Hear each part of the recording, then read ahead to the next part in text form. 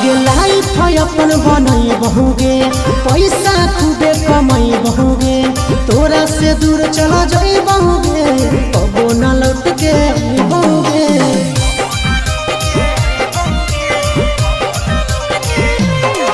आगे लाइफ अपन बनई बहुगे, पैसा खूबे कमाई बहुगे, तोरा से दूर चला जाई बहुगे, कबो न लौट के बहुगे।